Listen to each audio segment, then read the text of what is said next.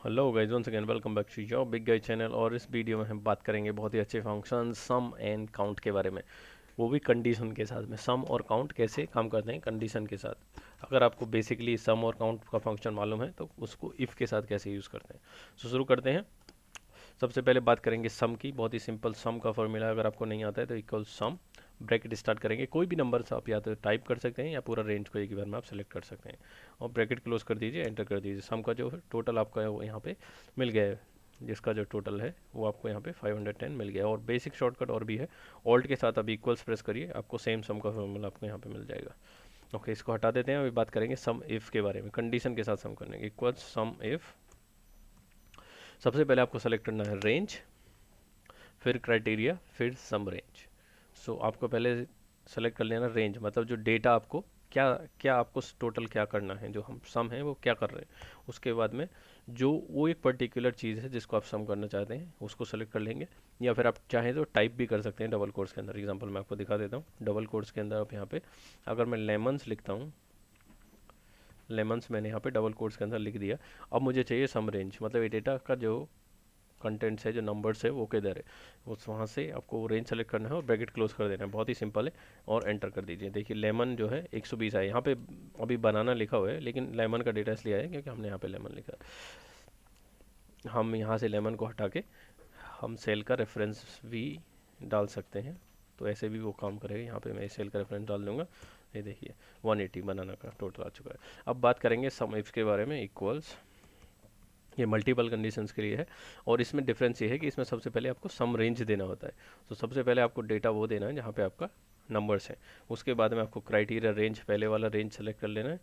उसके बाद में फिर उसको क्राइटेरिया सेलेक्ट करना है। तो मान लीजिए ऑरेंज का हमें निकालना है। उसके बाद में हम क्राइटेरिया रेंज दो, इसमें 2 टाइप का और 3 टाइप का जितना भी आप चाहें उतने टाइप का क्राइटेरिया निकाल सकते हैं। कॉमा लगाएंगे। उसके बाद में क्राइटेरिया आपको 2 देना है, वो आपका जो डेटा है, या फिर आप डबल कोट्स में कुछ भी लिख सकते हैं जो भी आपको चाहिए। एंटर कर दीजिए। सो ऑरेंज फ्लोरिडा में सिर्फ 20 है उसका सम, यहाँ पे ही सिर्फ एक है और कहीं भी फ्लोरिडा यहाँ पे नहीं है।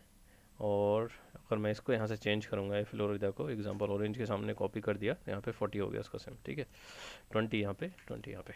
तो इस तरीके से ये फंक्शन काम करते हैं। उसके बाद में काउंट के बारे में बात करेंगे। काउंट अगर आपको नहीं पता है तो बहुत ही सिंपल फंक्शन है, इक्वल्स काउंट, और कोई भी वैल्यू, कोई भी रेफरेंस, कुछ भी आप सेलेक्ट कर लीजिए इस तरीके से, जो आपको काउंट काउंट फंक्शन आपको काउंट करके दे देगा। अगर आप सेलेक्ट करेंगे टेक्स्ट, टेक्स्ट काउंट फंक्शन को काउंट नहीं करता है, उसके लिए हमें काउंट इफ का फंक्शन यूज़ करना पड़ेगा। इसीलिए हम यहाँ पे काउंट इफ और काउंट जानना चाहते हैं। लेकिन अगर ये रेंज की जगह, और अब ये रेंज यहाँ से दूसरा रेंज अगर चुनना चाहेंगे, यहाँ से देखिए नंबर, ये रेंज ले लेंगे तो आपको काउंट टोटल 12 मिल जाएगा। अब इसीलिए हम काउंट इफ़ की बात करते हैं। अगर आपको काउंट करना है टेक्स्ट भी तो काउंट इफ फंक्शन आप यूज़ कर सकते हैं, या तो काउंट ए फंक्शन यूज़ कर सकते हैं। सो यहाँ से काउंट इफ, पहले आपको रेंज सेलेक्ट कर लेना है। उसके बाद में क्राइटेरिया, मतलब इस रेंज में आपको क्या काउंट करना है। या तो चाहे आप डबल कोट्स के अंदर लिख सकते हैं, ठीक है। यहाँ पे क्या लिखा है, बनानाज लिखा है। तो मैं अगर इस रेंज के अंदर बनाना कितनी बार आया है वो काउंट करना चाहता हूँ, तो देख सकते हैं 3 बार बनाना है यहाँ पे रेंज में, 1 2 3। अगर ये बनाना को मैं कॉपी करके और यहाँ एप्पल की जगह डाल देता हूँ तो यहाँ पे हो जाएगा 4।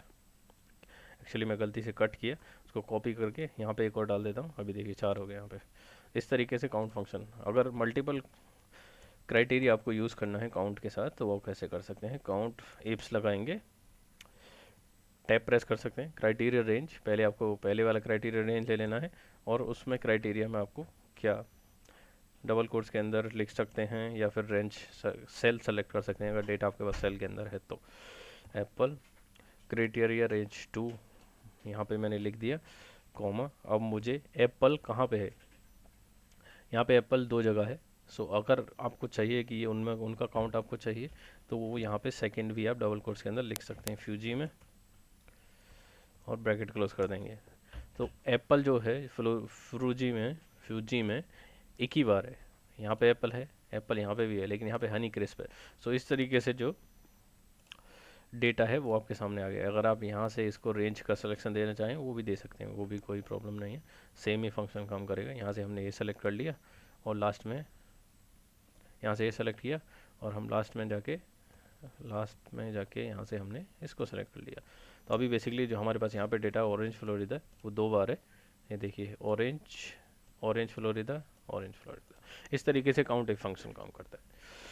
और जैसा मैं पहले बोल रहा था कि काउंट ए फंक्शन कैसे काम करता है, इक्वल्स काउंट ए मतलब काउंट ऑल, काउंट ए सब कुछ काउंट करता है।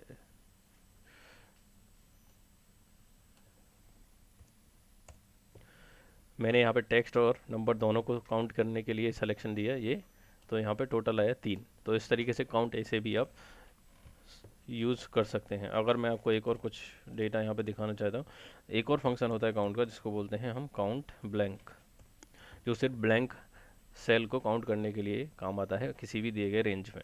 तो यहाँ पे जितने भी ब्लैंक्स हैं बेसिकली यहाँ पे 3 देख रहे हैं, तो 3 यहाँ पे आना चाहिए इसका आंसर।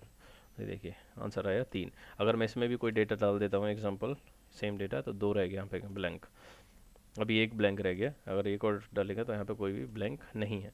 इस तरीके से ये फंक्शंस काम करते हैं। इस वीडियो में इतना ही, मिलते हैं नेक्स्ट वीडियो में। अगर वीडियो अच्छा लगा तो चैनल को सब्सक्राइब करना मत भूलना।